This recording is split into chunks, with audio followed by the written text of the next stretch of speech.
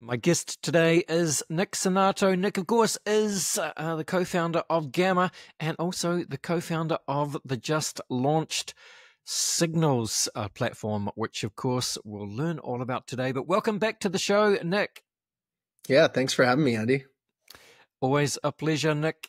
Just before we, jump, I should say, jump into the wonderful world of signals, NFTs, Bitcoin, all that kind of stuff. Yeah, just give us a quick background intro, refresher course if you like, Nick. Introduce yourself. Go for gold. Yeah. So I'm Nick, as you said, co-founder of Gamma, and this new platform we're rolling out called Signals, and we're really we've been building for several years now in specifically the Bitcoin ecosystem so far, and really helping creators get their work on chain, help them market it, launch it.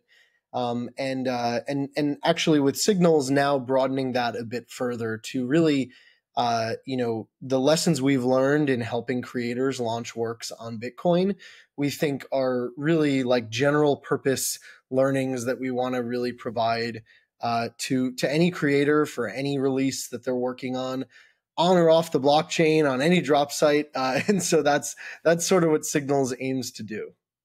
Yeah, very, very good. So I suppose one way of understanding signals, Nick, is understanding that I suppose there are a number of problems and frustrations that people have with kind of the current, I don't know, NFT or drop art on the blockchain system, both from like a creator perspective and a trader perspective. So maybe just, yeah, would love to you to, from your perspective, just kind of outline, I guess, in any way you want, the state of the market, some of the frustrations and the problems, and then we can talk about how you hope to address them.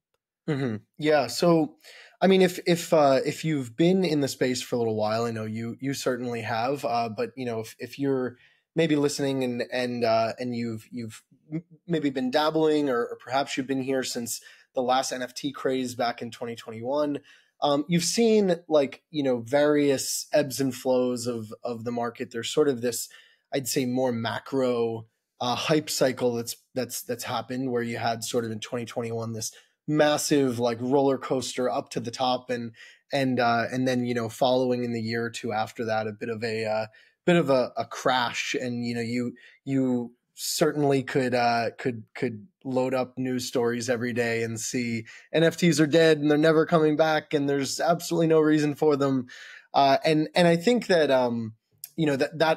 that's obviously too far and a bit silly in my opinion. And there's obviously a need and value into the future, being able to know who owns something on the internet, and that's effectively what NFTs are doing when you boil it down. But I think these dooms like sayers are calling out some valid issues with NFTs as well. And I think I don't want to say the cause of it by any means is this whole whitelisting process in game that has become the norm, but it's definitely one of those contributing factors.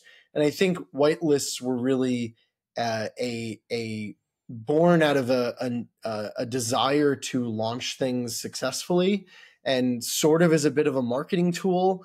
But in the process, they really just hid the underlying demand signals and underlying like interest in what somebody was releasing, and I think actually just like muddied the waters and kind of further worsened a market that it was just trying to find its footing. And so I this is just one sort of aspect of the market and the launch that we're trying to address, but I think that it's a big one, and it's an important one that if you're either a creator and you've had to go through the pain of kind of coming up with this strategy and figuring out how to distribute these and sort of manage them, or if you're on the collector trader side of things where you're trying to figure out how you get access to something, and really you're just trying to fork over money, and you're being hit with like roadblock after obstacle after roadblock,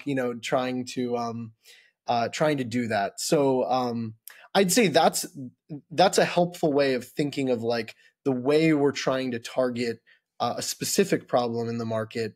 And I think our solution is really fixing that and replacing that in a really novel way. Yeah, what's interesting, I think, about what you're trying to achieve with signals is that you describe yourself, I guess, as blockchain agnostic or chain agnostic. So, was that a conscious decision from the beginning, just to kind of go wide and not look at, say, Bitcoin only, but go to the wider yeah, NFTs, art on the blockchain, inscriptions, ordinals, the whole piece, Nick. Yeah, so I think we when we initially set out to solve this problem, our focus, of course, like was on the Bitcoin space because that's where we Hmm. are. But as we were developing the idea and sort of figuring out the ways in which we can tackle a pretty universal problem of it being difficult to go to market with launches, we sort of realize like it's a bit limiting and maybe overly principled, which we aren't. To say that this is just for Bitcoin, like just because we love Bitcoin and we believe that it sort of stands on its own in some ways. There's very valid reasons that a creator might want to maybe access the collector or trader base of a certain network, or maybe there's a brand that is involved with a certain network and they sort of want to like affiliate with that brand, or it could be various reasons that creator decides to anchor to a certain blockchain other than Bitcoin. And there's really like no reason that if we create something that is novel and useful and really helps anyone for any release go to market, like why we should hold that back. Yeah, look, that makes perfect sense. And of course, given that, you would presumably get yeah, much more traction, because you're just going to have a much larger groundswell of users. And to for signals to work, to get signal on a drop, on a collection, you need as wider pool of market participants, really, to make that work, Nick. So maybe with that in mind, just run us through some of the features in terms of how signal works. Like I like what I just said, which is, look, I've taken that from, I think, your presentation at Vegas, when you talk about finding signal as one of the phases. It's a nice way of describing it. So what does it mean to find signal on a potential collection or a drop? Yeah, so I would say like you can think of it like this. Imagine you're a creator and you've been working on a series. Perhaps you're an independent artist, maybe you're a brand, maybe you're a traditional like 10K PFP style project, and you're trying to bring it to market. So you can come to Signals and you can think of Signals in this way as a bit of like a Kickstarter for creative projects, really on or off the blockchain, but in this case we'll say on the blockchain. And you have, let's say, 1,000 pieces you've been working on, and so when you come to Signals, you'll basically give us a couple of inputs. You'll say, I have my release, it's something I've been working on, I have 1,000 items, therefore you say I have 1,000 spots I'm trying to garner market support for. If you really like lean into all of the features that we provide, you might say, and not only am I trying to see if there's market demand for this, but I want to see that like what the market is actually interested in paying for this. So I think that's one of like the really big value adds that Signals provides that really no other platform does that I'm aware of. So you say, I have these 1,000 items, I don't know what to price them for. Maybe I've done a previous collection, I have some understanding of what that might be, but I'm kind of taking a guess. And so now, as a collector, trader, investor, however you want to view, the person on the other side of it, we call them backers. backers can come to Signals and they can see this series, and they can read about them, just kind of like on Kickstarter, how you can read about the creator and the project and what it's aiming to do, maybe the creative process, maybe perks that you get by being involved in that community.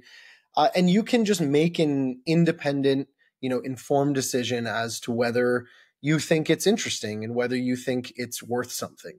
And so the very, smallest level of interest you might signal is saying, hey, once a day, the platform, we give you the ability to basically raise your hand and say, I think this is cool. I'll accept what is effectively a guaranteed whitelist for free.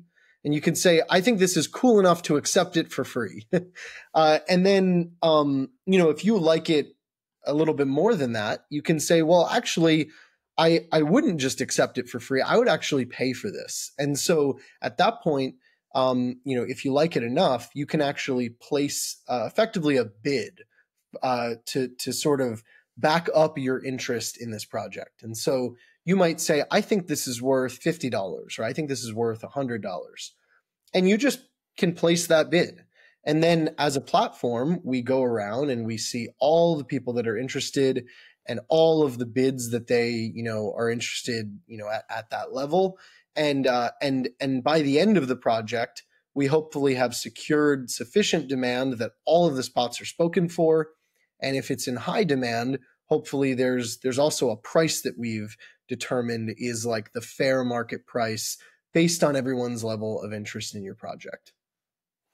Yeah, got it. So, talk us through, I guess, Nick, from the creator's perspective. Then, would love to understand a couple of different scenarios, maybe in terms of what do you do from a creator if you've poured your heart and soul into a project, and you don't get the signal, if you like. So that would be one scenario. Are you just back to the drawing board? You got to rethink your ideas.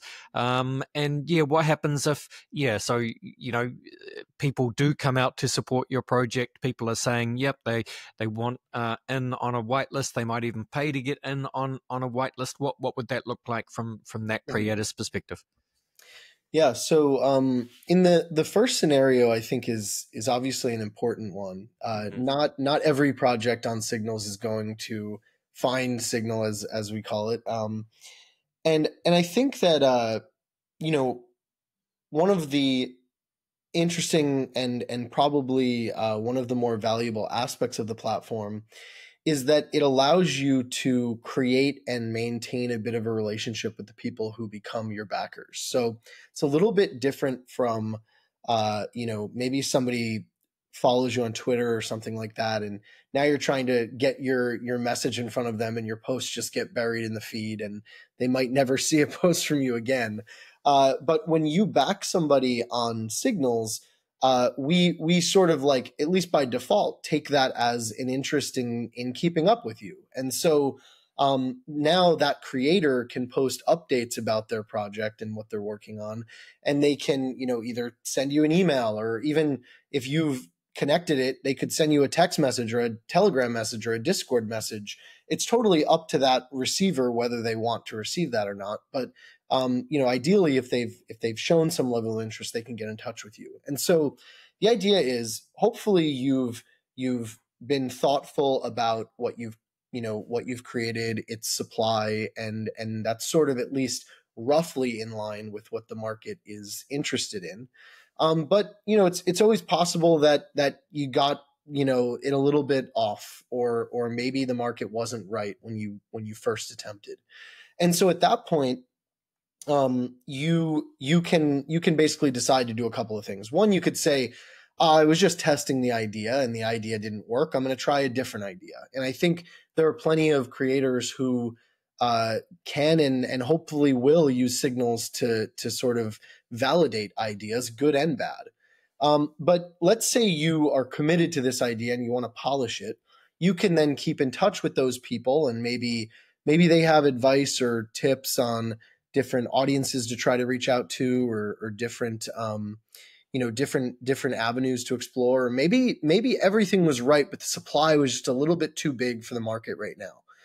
And so what you can do is you can come back, let's say a couple of months later, and you can say, all right, I'm launching another project. Maybe it's the same one at a smaller supply, or maybe it's a slightly improved version. And you can reach back out to the people who backed the first time, and now, sort of like give them that first little edge in getting involved the next time. So that would be like if you were unsuccessful. And I would say if you are successful, it's pretty straightforward. After you've reached, we call it full signal. We then take some piece of information that you need to fulfill this sale. So perhaps it's a Bitcoin address, maybe it's an Ethereum address, maybe it's even an email address if you want to sell something like physical prints on your website. And you basically just ask us for what piece of info you need from people, and we will, collect that information for you and provide you that list of, here are the 1,000 spots and who they went to, and here is their associated address. And that's sort of, Signals has like sort of finished its job at that point. At which point you then go and launch the sale wherever you may choose to do so. Yep, got it. Thank you, Nick. So tell us then, I suppose, where is Signals in terms of, the go to product, go to market, Nick? Where are we at the moment? And I guess more importantly, for people that want to get involved, I believe there's a sign up process for early access. Yeah, just talk us through. Yeah, so the platform is pretty much ready to go. We've just added a little bit of a wait list ahead of the full release, and we did that very intentionally because we want to make sure that we have some really exciting projects and creators that will be releasing some early projects on Signals. But as you've called out earlier, like, it's only going to be as useful of a platform as there are people using it. And so, we're really trying to make sure that people are aware of what we're doing and sort of like ready to go. And so there are tons of people who've already signed up for this wait list, and probably in the next couple of weeks here, maybe not long after this podcast is live, we'll be opening up the floodgates and letting people in to see the first handful of projects. We have some really exciting ones from some independent artists like Jack Butcher, and Burst and Harto, and we also have some very like exclusive small releases, like from Pauline Fife, who has a very limited photography collection, and we even have something for like maybe a little bit more of the degen interested in like a PFP collection. We have something from our friends at Megapont. And that's actually going to be, it's an example of something that's going to be launching on another blockchain. That's launching with our friends at Tradeport on the SWI network. And so this is, really like trying to just bring everyone together, cross-pollinate across any release on any blockchain. And yeah, so that's really like the way we're rolling this out. If you want to get involved today, you will need an invite code. This will help us sort of curate a really high quality group of people who are interested in being, those early users. So actually, with your blessing, I have an invite code for listeners of the show here. If you put in all capital letters, hashtag crypto conversation, you can get access to the platform, and also we'll give you some we call them bars. They're like an in-app credit that let you place some bids on things. So we'll cover a handful of them for you with that code. Awesome. Thank you. Thank you, Nick. So yeah, just listeners, go to signals.art. Link is in the show notes, and yeah, you can sign up. Get early access, as Nick has explained. Yeah, hashtag crypto conversation, I think Nick said. Yeah, so you mentioned some pretty cool, yeah, upcoming, yeah, drops, partnerships, collaborations. One, I'm looking at it on your X feed. So you mentioned the, yeah, the Megapont. Is it Mega Waves Makers? That's what you're Mhm. talking about there. That's the That's right. kind of the fun PFP collection, Nick. Mhm. That's right. And Jack, what's it? Jack Butcher? Yeah, Jack always does some incredible things. What's he up to? Yeah, so we're really excited to work with Jack again. The last time we worked with Jack was on um, a, a a a similar kind of like conceptual piece. If you follow Jack, you probably know he really enjoys these like meta style collections and concepts. And so we had worked on a release with him called One of Question Mark, and it was sort of leaning into the idea of an original inscription on Bitcoin and editions that get sort of cloned from them. And that was a really special one because we actually raised $190,000 for St. Jude Children's Research Hospital. So it was a really fun collaboration, and for that reason, and of course others, excited to be working with Jack again. This is a similar kind of meta collection he calls Equilibrium. And the idea behind Equilibrium is, as we talk to him about the way in which Signals helps determine what a fair market price is for items, essentially what's the demand and price demand for something for a given supply. He's basically creating a collection that aims at finding this equilibrium between supply and demand. So it's very Jack, it's very meta, but it should be a really fun one. Yeah, fascinating indeed. I'm sure it will be. Look, be good, Nick, just to yeah get some of your thoughts on yeah, I suppose the kind of the wider um, NFT market in general. Like, just anything you want to share from your perspective, I guess, as obviously co-founder at Gamma. What is happening at Gamma, and yeah, what you see happening in the wider market. It is kind of a yeah, we do feel like it's a long time removed from that kind of first NFT wave of 2021. Mhm. But as you've said, it doesn't seem sensible to write NFTs off completely just because the kind of the PFP collections overwhelmed and oversaturated the market temporarily and burnt everything out. But there's much more to NFTs potentially. So yeah, just any way you want to just give us your thoughts on what's happening, Gamma and wider market and into the future. Yeah, yeah. So I think there's a couple of areas where I think NFTs have a very logical place, as we move into the future. One of which is sort of like the most fundamental use case that many have talked about, which is just art for the sake of art. And I think this is especially what has attracted us to Bitcoin on the Gamma side of things, because Bitcoin really offers a way to not just create a way of tracking, the ownership of something, which is like the most fundamental use case of an NFT, but with inscriptions on Bitcoin, you're actually storing the data for that NFT's maybe visual or audio or video or whatever it may be on the blockchain directly, and it's getting stored across tens of thousands of Bitcoin nodes. And so, if you're a creator and you're trying to preserve your work, let's say you take a beautiful photograph, I would argue, and I don't think I'm being sensationalistic in saying this.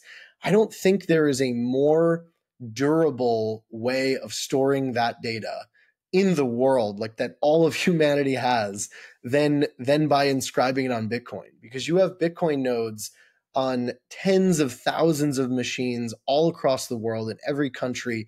You could imagine.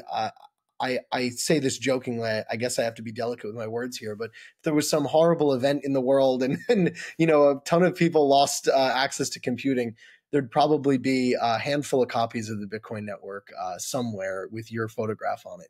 So I think that's like a very, again, a very like fundamental application that I think has merits into the future as sort of like a data preservation layer. And that's one of the focuses we have at Gamma. So we work with leading artists and brands and even auction houses, Christie's and Sotheby's, really anyone who is interested in preserving their work and reaching a collector from Bitcoin. That's one area.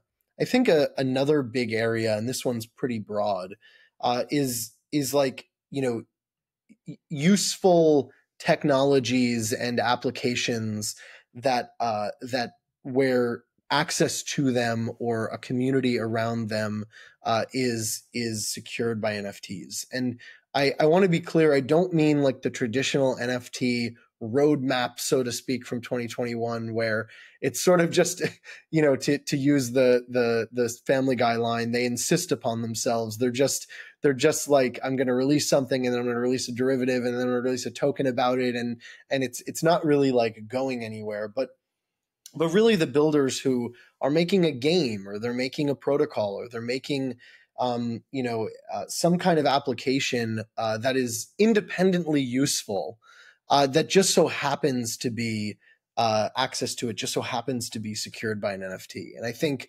those are areas that to me feel obvious that again, independent from the fact that it's an NFT, it's something that people find useful and valuable, and there'll be continue to be bright spots there. So I think we're just reaching a point in the market where things are becoming a bit more mature, and there's less of the pure speculation for the sake of speculation, and instead, more useful things that are happening. And of course, there's going to be fewer useful things than just opportunities to be a meme, but the useful things will prevail. Yes, indeed. The useful things will prevail. And of course, the reason I guess why it's important for people to understand, the ability to preserve data. That's the simple way of explaining it via the Bitcoin blockchain, is simply because that wasn't the case famously with so many of the, I guess, Ethereum, not to be mean to Ethereum, but so many of the Ethereum collections back in 2021, it turned out weren't really, secured by a blockchain after all, just using various other centralized services, which kind of defeated the whole purpose of NFTs. But look, you live and learn. Maybe, but yeah, that's not the case, obviously, with anything on Bitcoin. And I think people are a bit smarter with how they release collections today.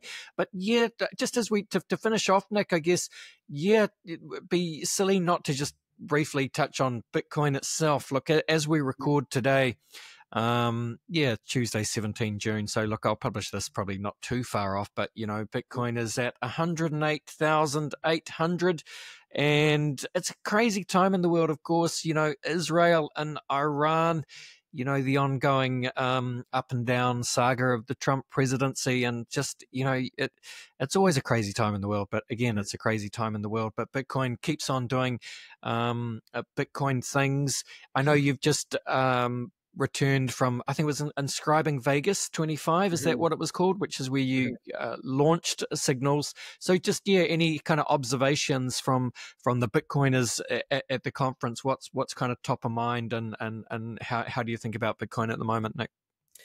Yeah, so obviously, in the macro sense, and sort of these events that are happening around the world, like not a lot of great stuff, obviously, and hopefully we get to a peaceful conclusion to that soon. But I think I'm glad you brought it up, juxtaposed with Bitcoin, in the sense that I think, and I don't mean to be a fanatical Bitcoin person when I say this. I'm trying to be relatively objective here. I think like in prior cycles, something like the events that are going on right now would have sent Bitcoin into a crazy spiral, and we'd probably be seeing it at fractions of what it is now. And I think that as it's proliferated and as it's been I think, more correctly identified as the store of value that it is. I think people are feeling a bit more confidence that it will be here into the long term, and feeling a bit more comfortable hanging on to it. I would argue there's even some people who feel that it's a safety net relative to fiat currencies, which are in flux, and so again, these are complex things, and it's in the big leagues now. Like you have the Black Rocks of the world making big bets on it, and that's a good thing in some ways. It also makes it a bit of a pawn in a larger chess game. But I think by and large, like I try not to focus on price, because at the end of the day, I just want Bitcoin as like a superior form of money and a superior store of value to reach the most number of people as possible, and really hopefully positively impact the lives of as many people as possible.